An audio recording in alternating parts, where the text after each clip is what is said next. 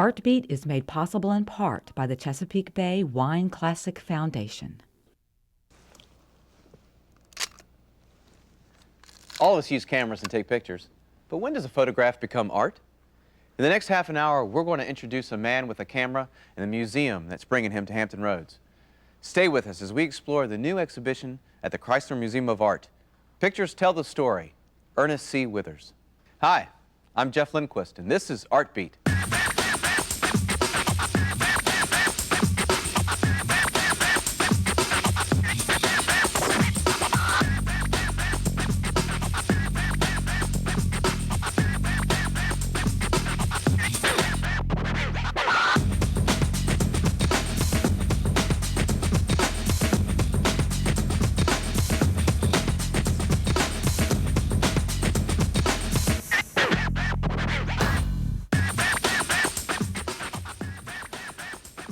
Ernest Withers worked as a self-employed photographer in the American South.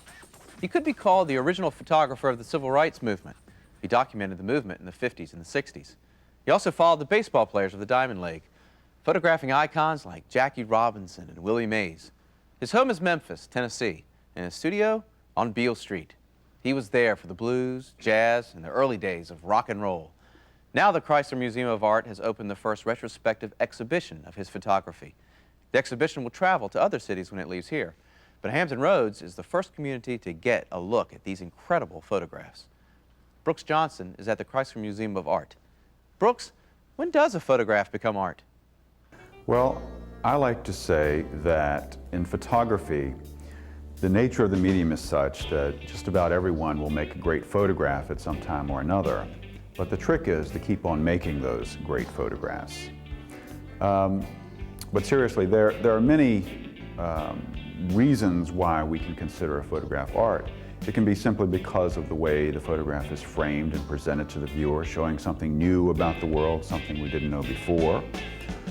It can be a beautiful print, just a beautiful object that's rendered in such a way that we appreciate the beauty of this scene that the artist has presented to us. In the case of Ernest Withers, we're interested in his photographs primarily because of their content, what he's shown us about our world, particularly the world of America in the 1950s, 60s, and 70s. Ernest's photographs are important because of what he tells us about ourselves and about our world.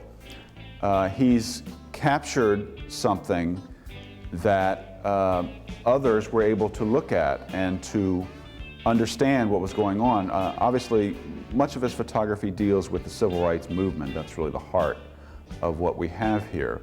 And the photographs that Ernest made were published in newspapers and magazines all over the country. The president saw them, the Congress saw them, so they were able to see what was happening, so they could see actually what things looked like.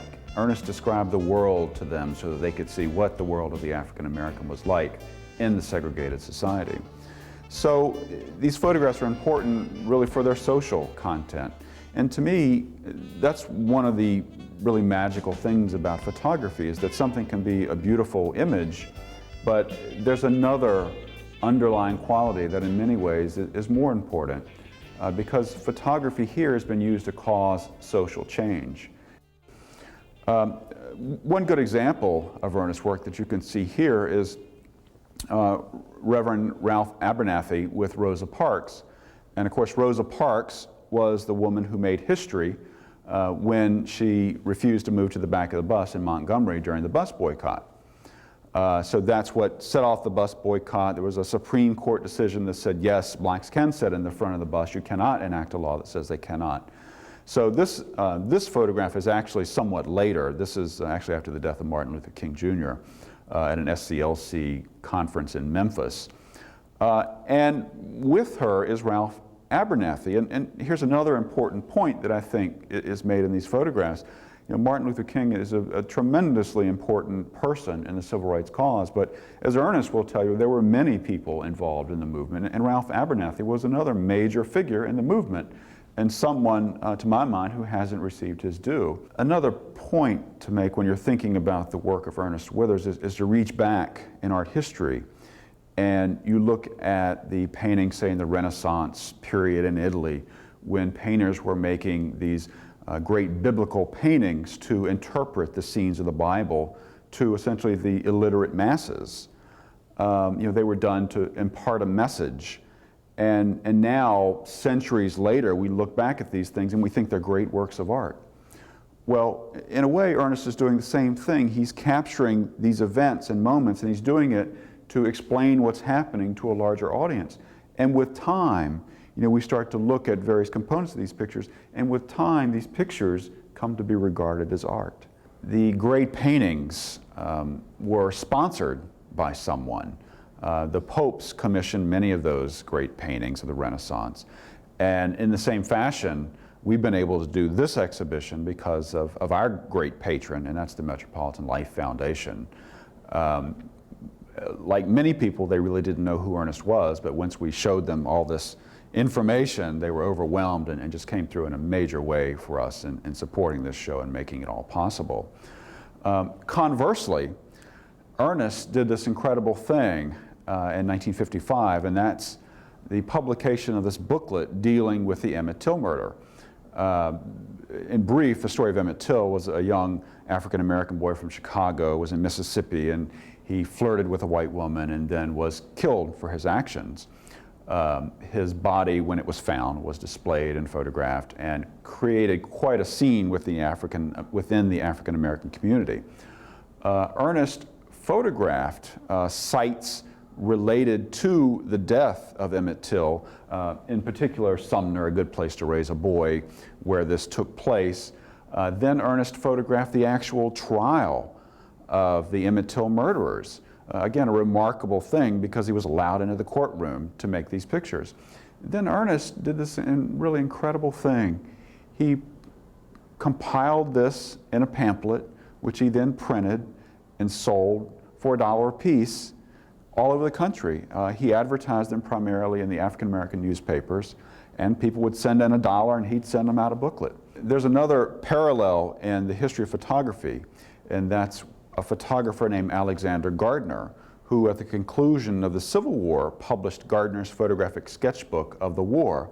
And this was a book, a 2-volume book, which showed all the major battles of the Civil War, at least in the Eastern theater of the war. So Ernest is operating again within the same vein of compiling information, presenting his opinion on what this all means, and then circulating it out to a larger public. So it's photography being used for informational purposes, photography to educate and influence people, and in this case, to help to change minds for the good. Here, after the assassination of Martin Luther King Jr., Ernest did another remarkable thing. That is, he went out and photographed all the sites that were associated with the assassination and the last people to see King before he was assassinated. In the 19th century, Alexander Gardner, after the death of Abraham Lincoln, photographed all the places associated with the death of Lincoln, the last people to see him and so forth. And Ernest had no way of knowing this. He just went out and did it because it was important to document the sites. So he has these sites from the little flop house where Ray was located when he shot the rifle to the Lorraine Motel where he killed King. And you can see the Lorraine Motel through the window. Ernest went on to photograph the last people who saw King, the last people who saw Ray. It was just an amazing thing, I think. And again, just like Alexander Gardner, Gardner photographed Abraham Lincoln more than any other photographer in the 19th century, and I don't know that Ernest photographed Martin Luther King more than any other photographer, but he certainly photographed him every time he made a public appearance in Memphis, and he photographed him not only at the public appearances, but also informally at other kinds of gatherings.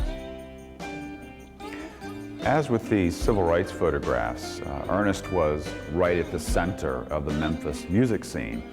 And Memphis in the 1950s and 60s was quite a magical place. A number of different musical styles came together to form a new genre of music that became huge, something known as rock and roll.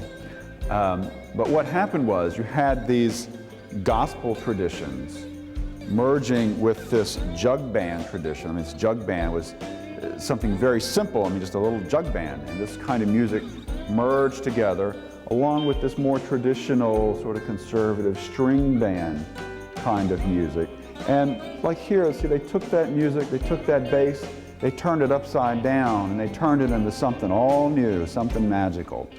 So we had this emergence of the rhythm and blues and soul and rock and roll. So all these things came together in Memphis at this time.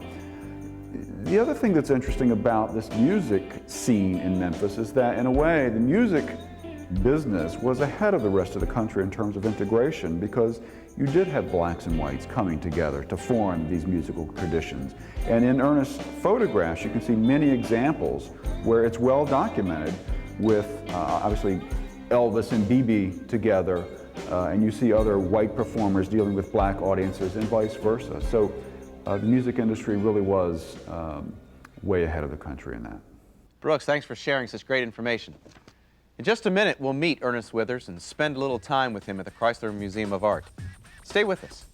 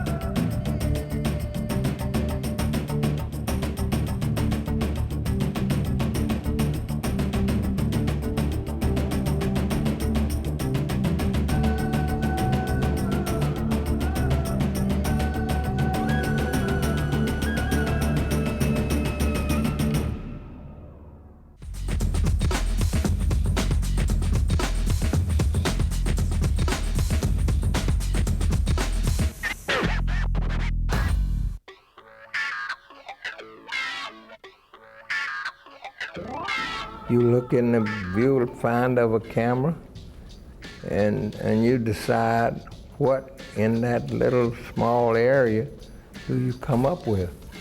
See, in photography, you shoot from a visual viewfinder. You don't see what two eyes will see. You don't see what one whole eye. So your term focus meant that you are in gear on the part of the image that you want to keep for keepsake, for a purpose.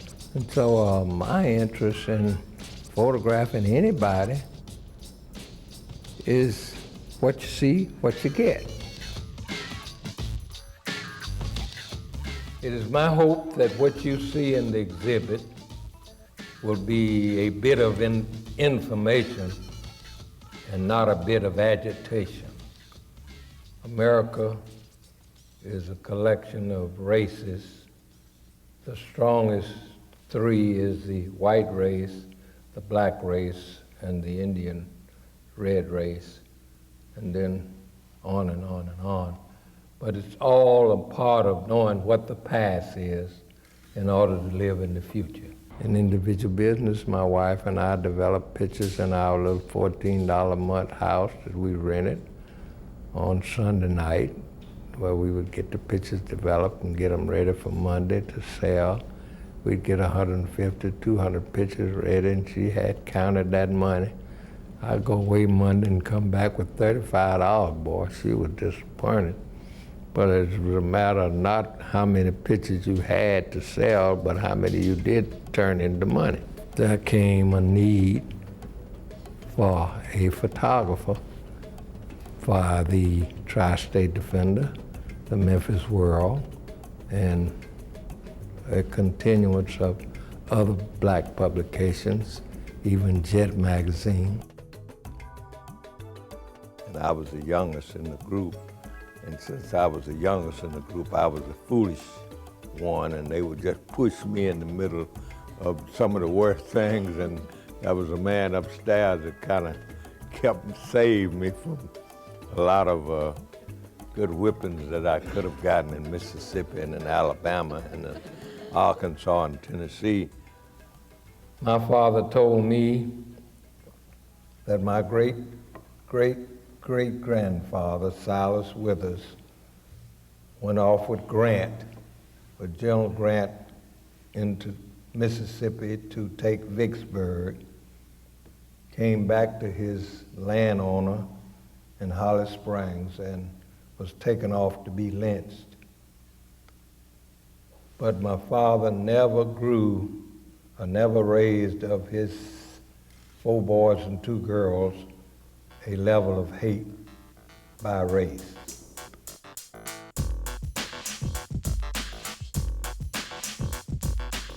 The other day, a young lady, she went and got the lady that was her mother's maid and wanted her to see the picture. They lived near the Oldham Park Zoo.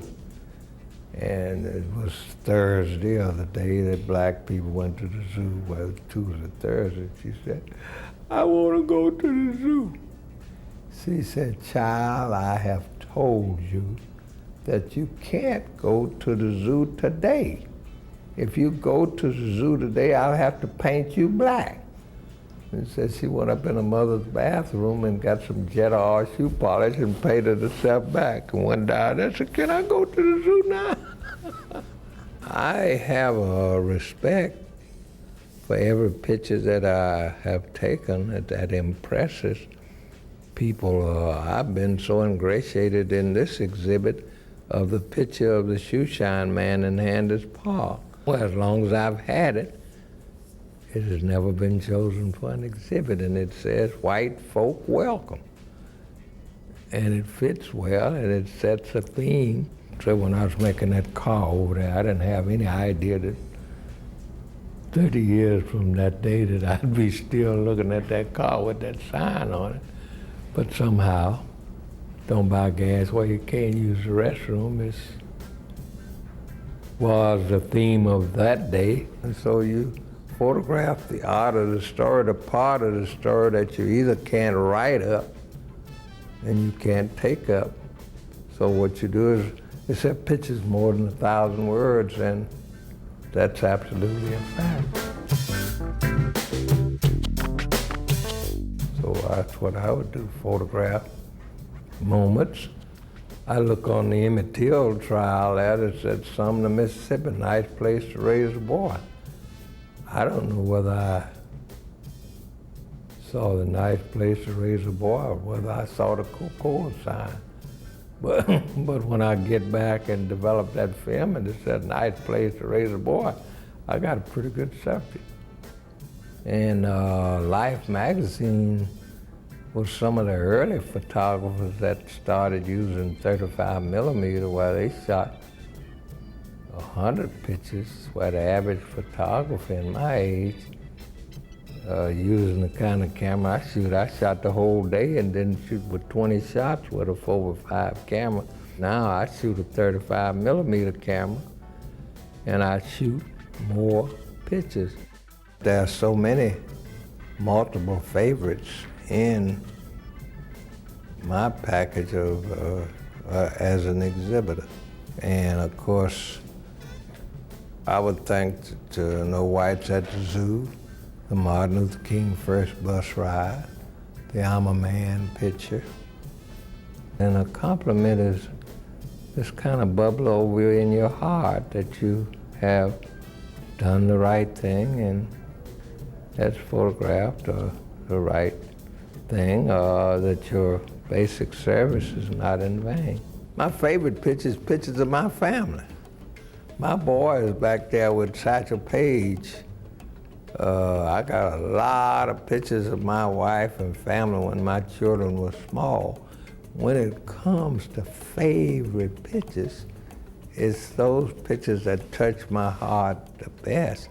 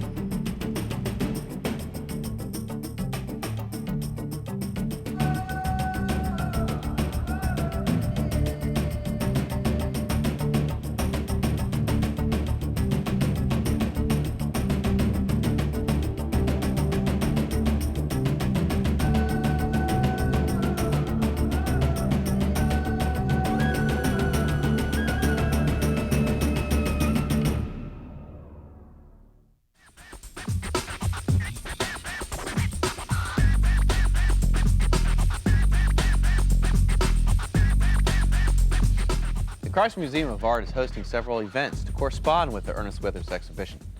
John Welch is the Director of Education at the Chrysler Museum of Art. John, glad to have you here. Tell us what's coming up. Glad to be here, Jeff. We have a lot of programming built around the Withers exhibition. On Sunday, April 16th, we are having a program that centers on the baseball aspect of Withers photography. This program will bring together Norfolk locals such as Joseph Rose of Ivor and Samuel Allen of Norfolk, African-American gentlemen who are very much involved with the Negro baseball leagues and who will be there to reminisce about their experiences during the 50s and 60s. There will be a lot of people from the area who are lovers of baseball who will bring their memorabilia from that period. The program will be built around both having some baseball history on the one hand and also exploring what the Negro Leagues were like. I was curious as to what were kind of the advancements in the major leagues? Did that affect the African-American baseball players here in Hampton Roads, do you think? Well, Certainly it had a pretty profound effect on the Negro baseball leagues. They were no more. Once Jackie Robinson went to the major leagues, it wasn't very long thereafter that the old baseball leagues, the old Negro baseball leagues, just simply ceased to exist. They were no longer economically viable. And so that was certainly one a major change that came out of the period. I think from another standpoint, probably it was the loss of a sense of community. Because, of course, the old Negro baseball leagues were greatly supported by the African-American community, and it was a wonderful experience to go to one of those games. What's coming up next? May 7th? May 7th is a program called Southern Culture, Southern Roots. And it is being put on by the Chrysler Museum of Art, the Contemporary Art Center of Virginia Beach, and the Hampton University Art Museum. And the idea behind the program really originated around the fact that all three institutions were doing photography exhibitions that in some way related to Southern culture or emanated from Southern culture. And so we're planning to have the photographers Ernest Withers, William Christianberry, and also we're going to have a Gullah storyteller named Ron Days. We're going to have a Southern chef, someone who specializes in Southern cuisine. Great. And we probably will have also an individual who is very heavy into Southern music. And they will both talk and perform and do question and answers during this panel. Now, speaking of food, your next event has something to do with food, does it not? Yes, yes. We are doing gospel brunches throughout the run of the Ernest Withers exhibition. We have one scheduled for Sunday, March 19th, and also one for Sunday, April 30th. And these are going to be really, really fun events. They have a spiritual element in the sense that we're going to have several gospel choirs at each event. We're also doing Southern cuisine, so we're having a caterer bring in good old fried chicken and collard greens and cornbread and Southern fare like that. The performers for the March 19th program are Kelly Wright, who is a soloist, and we're also having the Voices of Unity from the First Baptist Butte Street Choir. And on April 30th, we're having Peggy Britt and the Cairo Worshipers and the Tidewater Adventist Academy Children's Choir. Great. Now, you have one other event coming up, too, right? Along with the program. Well, what we also have is a film series, and of course the gospel brunches go on from 1 to 4 on those Sundays with community testimonials built in. Individuals from the community will come and reminisce about their personal experiences here in Hampton Roads during the 1950s and 60s. And the film series will show right after that, or on what days? The film series will show on March 12th and April 16th and April 30th. Fantastic. And the films that will be showing at 3 p.m. on those Sundays are All Day and All Night, which is a documentary that centers on Beale Street, Right. and also Black Diamond Blue City, which really features the baseball aspect of Withers photography, and also one called The Bottom of the Fifth Inning, which is sort of the equivalent of the World Series in the Negro Baseball Leagues. Fantastic. Yeah. Fantastic. Pictures tell the story. Ernest C. Withers will run at the Chrysler Museum of Art through May 7th. Be certain not to miss it. Whether your interest is the history of music, baseball, or the civil rights movement, this is one show you don't want passing you by. However, our time has passed, so it's goodbye for now. Join us next week when the Virginia Symphony takes us behind the scenes of their annual special event of Heroes and Human Rights.